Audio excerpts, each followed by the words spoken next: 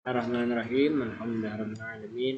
Allahumma shalli ala sayyidina Muhammadin wa ala alihi wa ashabihi ajma'in. Rabbi shrah li sadri wa yassir li amri wahlul 'uqdatam min lisani yafqahu qawli. Hukum syar'i dan hukum adi. Ada ngarannya kalau di ilmu agama itu adanya hukum syar'i, hukum syariat. Hukum syariat ini nangkaya misalnya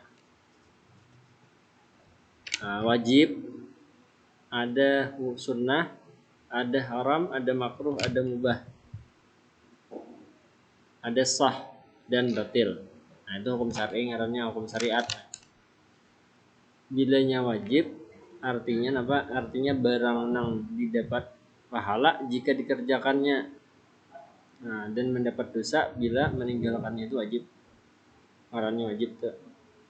Jadi arti wajib itu adalah pekerjaan nang bila digawi dapat pahala, sedangkan bila meninggalkannya mendapatkan dosa. Itu wajib artinya.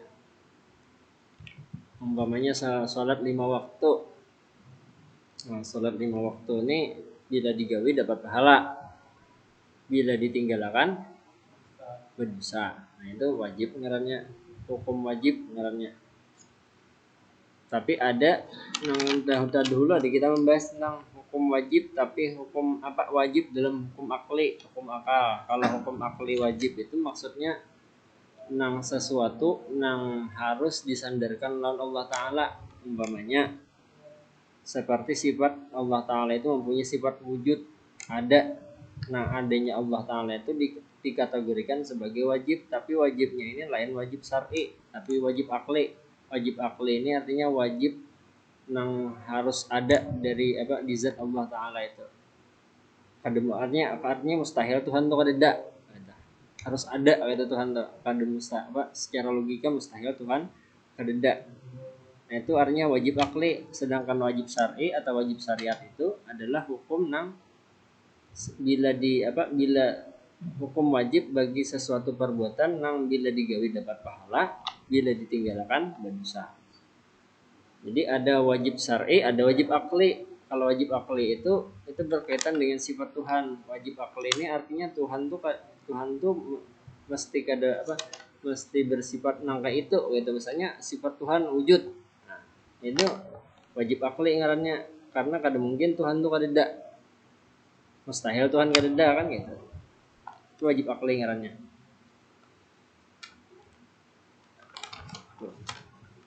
Yang kedua ada ngarannya hukum sunnah. Nah sunnah ini adalah barang nang dapat pahala jika dikerjakannya, artinya bila digawi berpahala, bila kada digawi artinya ditinggalkannya kada berdosa. Itu sunnah ngarannya. Nah, barang nang didapatkan pahala mengerjakannya, artinya bilanya menggawi dapat pahala, tapi bilanya kada menggawi kada sampai mendapatkan dosa. Bilanya kada menggawi itu sunnah. Yang berikutnya ada hukum haram. Nah, artinya barang nang tiada dapat barang yang dapat dosa dikerjakan. Nah, artinya ini bila digawi nang haram dapat dosa, tapi bila ditinggalkan dapat pahala bila ditinggalkan. Nah, bilanya kada menggawi dah nang haram nih dapat pahala. Banyak ya boleh. Ujar kawan jar kita ka jar. Karena misalkan kita tulak maksiat mana ya misalnya ke jajan di luar umpamanya, jajan di luarnya ke PSK nih. Nah, bawaan kawan nih. Tapi kita kada hakun. Nah, kada hakunnya itu kita dapat pahala karena kita takutan lawan Allah Ta'ala. Kada menghindari meninggalkan segala sesuatu yang haram itu dapat pahala. Tapi dengan catatan bila menghindarinya itu karena semata-mata takut dan Allah, itu dapat pahala. Bilanya kada semata-mata karena Allah kada dapat pahala, cuman kada berdosa gitu aja. Yang berikutnya ada makruh. Makruh ini artinya sesuatu nang apa ya? Sesuatu nang kurang bagus dikerjakan tetapi kada sampai mengganggu dosa, tetapi pekerjaan tersebut kada sampai mendatangkan dosa tapi kurang bagus. Contohnya apa ya? Contohnya itu berokok. Nah, berokok itu kada sampai ke haram. Berokok itu makruh. Kan ada mubah ngaran hukum. Ini mubah ada yang makruh itu sesuatu nang kada bagus tetapi menggawinya itu belum termasuk dosa. Ini belum maksiat berokok. Berokok tuh kada berdosa, cuman kurang bagus itu ya. Gitu aja. Kurang bagus, kada bagus gitu. Kada bagusnya ditinjau dari mana? Kesehatan namanya kan. Orang berokok mengganggu orang itu kan rokok. Nah, berokok itu bisa jadi haram dengan sebab yang lain, umpamanya dengan kita berokok orang lain terganggu, nah terganggunya orang lain itu jadi haram. Makanya kalau hendak berokok itu cari tempat khusus. Nah, cari yang tempat khusus yang dimana di tempat tersebut ada yang merasa terganggu gitu. Tapi yang baku kumpulan di satu tempat khusus giliran merokok, umpamanya. Ya, umpamanya di sekolahan kan mutlak dilarang berokok ya kalau. Namun di luar dasar aja asal jangan baju sekolahan merokok. Ya kan karena pasal aja tuh punya kita berokok pakai baju sekolahan tapi di luar sekolah nanti tetap karena pasal aja baju sekolah. Jadi kalau di rumah pasal aja sih tuh ya saja baju sekolahan. Nah itu makruh. Nah berikutnya ada ngaran hukumnya mubah. Mubah ini bila digawe kada berdosa dan digawinya pun kada berpahala juga. Cuma tergantung kena niatnya. Maka misalnya artinya boleh aja digawe kada berdosa. Umpamanya leh kayak nanti yo. Umpamanya kayak memakai laptop nih atau memakai HP. Memakai HP itu hukumnya mubah boleh. Ada haram ada boleh aja pakai HP. Pakai HP ini boleh. HP pian tuh. Hukumnya boleh. Tetapi memakai HP itu bisa menjadi ibadah apabila membuka HP dengan niat ibadah. Umpamanya membuka HP hendak melihat pengajian di YouTube misalnya kan. Ibadah. Atau misalkan buka HP dengan niat hendak mencari rezeki yang halal, kan ibadah. Terserah aja nih tuh apa pian di internet kan banyak kita mencari duit di internet asal jangan pakai nang hukum judi ya. Kalau enak pakai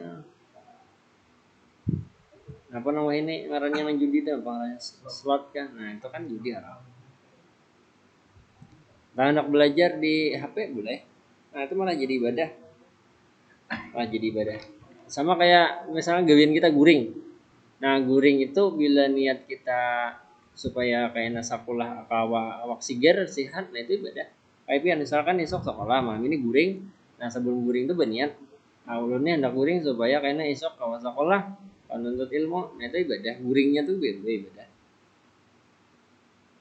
Jangan guring sekedar guring aja kada berniat.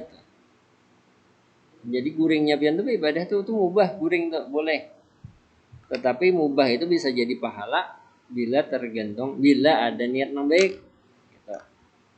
Apalagi ya misalnya tapi nang mubah ini juga bisa menjadi maksiat.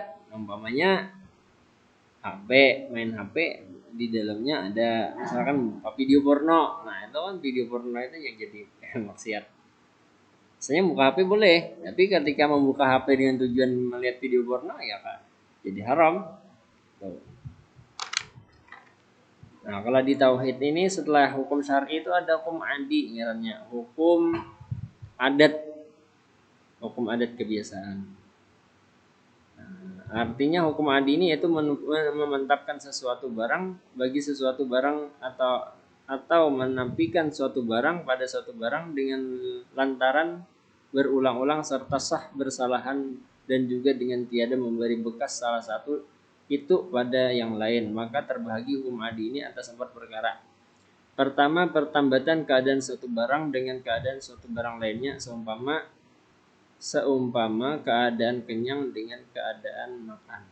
Nah, ini kalau kita ini hukum kebiasaan ngarannya atau sebab akibat. Bila kita makan, kenapa nah? Pasti kenyang, ya lah. Kenyang itu muncul dari mana? Dari makan. Nah, kenyang itu ada, itu disebabkan karena makan.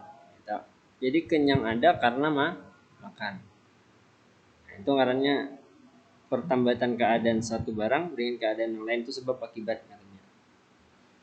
Yang kedua, pertambatan ketiadaan sesuatu barang dengan ketiadaan suatu barang lainnya seumpama ketiadaan kenyang dan ketiadaan makan. Nah, itu kan orang kita nih lapar, kada kenyang. Kalau lapar itu kan kada kenyang. Kenapa jadi kita kada kenyang? Karena kada ada makanan, kada ada makan gitu. Kada makan. Nah, kita sebab kada makan, kelapar jadi sebabnya karena kada makan. Nah, ini ketiadaan sesuatu menyebabkan ketiadaan sesuatu juga. Yang ketiga, pertambatan keadaan satu barang dengan ketiadaan suatu barang seumpama pertambatan keadaan dingin dengan ketiadaan akan baju adanya. Tetapi ada yang menyebabkan sesuatu, misalkan karena kada ada sesuatu lalu muncul sesuatu yang lain, umpamanya dingin. Suasana dingin, malam dingin, guring dingin. Nah, itu sebabnya kenapa guring kedinginan? Karena kan ada selimut. Umpamanya lah. Itu ketiadaan sesuatu menjadi sebab adanya sesuatu yang lain. Kalau yang pertama tadi kan adanya sesuatu menyebabkan adanya sesuatu yang lain. Yang pertama.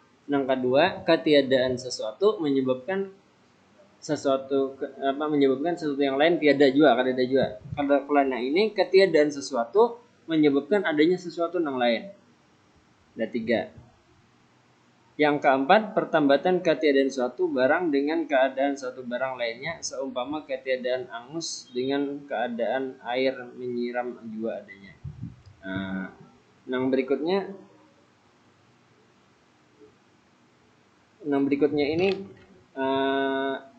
kawa mencegah sesuatu perbuatan karena ada sesuatu yang lain. Umpamanya ujar pengarang kitab di sini harusnya kalau ada api barang sesuatu kayak kertas tuh kan hangus kalau ada api, tapi karena di situ ada banyu yang menyiram tadi jadi. Itu kisahnya. Ini agak sulit memikirkan karena ini hukum adi ini intinya itu hukum adat kebiasaan. Nah, ini berlaku kebiasaan kita untuk memahami ilmu tauhid. Nah, kayak misalkan panas itu sebabnya apa? Sebabnya ada api ya lah. Luyuh sebabnya ada api. Nah, kita lanjut ke fikihnya. Kita singkat saja nih karena ulun hendak ada cara aja nih jam 5 nih. Furudul wudu'i sittah, dan ngaran rukun wudu itu ada 6 di sini. Al-awwalu an-niyatu liqaulihi innamal a'malu binniyat. Yang pertama niat bil qalbi li'anna an-niyat al-qasdu wala tata'atta ma'a ghaflatil qalbi wa yusannu fiha. Rukun pertama daripada berwudu itu ngarannya niat. Niat itu anak ini mana? Di hati. Nyala.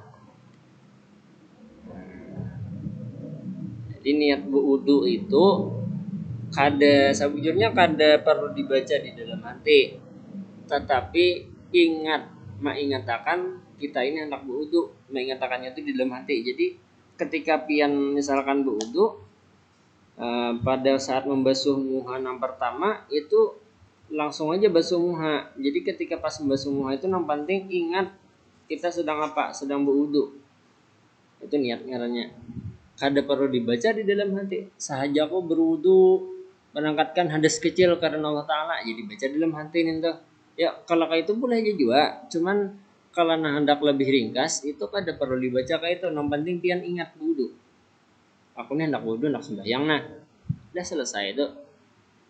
Kayak pian misalkan dari kelas misalkan anak musola itu kan anak zuhur umpamanya. Nah itu kan dari kelas itu kan sudah ingat bahwa anak zuhur ya kalau datang ke sini wudu. Nah itu pertahankan ingatan yang itu tuh sampai wudu sampai sembahyang. Jadi ketika sudah sholat udah ya sembahyangnya. Jadi jangan sampai lagi ketika sembahyang ada ragu-ragu aku ini sudah berniat atau belum. Kan ada kadang itu dah ragu-ragu sembahyang aku nih berniat apa belum aku tadi ya, sakadingat cuma kan yang tadi yang penting ketika di luar sholat tadi sudah mantap ingatan bahwa kita nak sembahyang wudu tadi sudah. Nah itu niat sudah di situ ya anu jar apa niatnya kada terbaca jar pada sudah terbaca itu sah aja kalau enggak sah itu sah niat nangaran niat tuh kayak itu sebujurnya nangaran niat itu yang penting ingat kita hendak berwudu saat ini aku hendak berwudu aku saat ini berwudu gitu aku saat ini berwudu hendak sembahyang gitu. Itu niat deh. Jadi kada perlu semua berkali-kali sampai 65 kali 7 kali ini tuh itu niat sah sudah. Jadi mulai awal berwudu sampai sampai tuntung berwudu ingatakan aja nak sembahyang udah ya niat itu sudah. Niatnya tuh karena di sini ujar pengarang kitab li'anna niat itu kalau al kasdu tuh kada membaca di dalam hati al kasdu itu artinya menyengaja tuh berniat ingat sudah yang penting itu di dalam hati mencita-cita mengatakan bahwa ini hendak sembahyang udah ya. Fala tata'ati ma ghaflatil qalbi maka kada sah bilanya di dalam hati kada ingat. Nah, artinya kada ingat berniat, kada ingat mengatakan bahwa Allah ini hendak sembahyang, hendak baca Quran atau apa sarabanya tergantung niat kan hendak wudu tuh. Cuma sunnah diucapkan niat wudu nih, nawaitul ghusl fil hadasil asghar itu nah. Lillahi ta'ala tuh sunnah diucapkan di mana di muntung.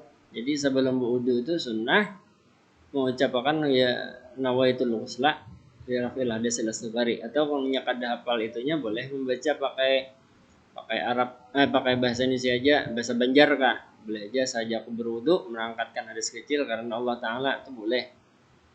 Nah, itu tujuannya tapi kadang tujuannya gesan mengatakan bahwa kita ini hendak berwudu itu benar ya apa sedangkah harus kah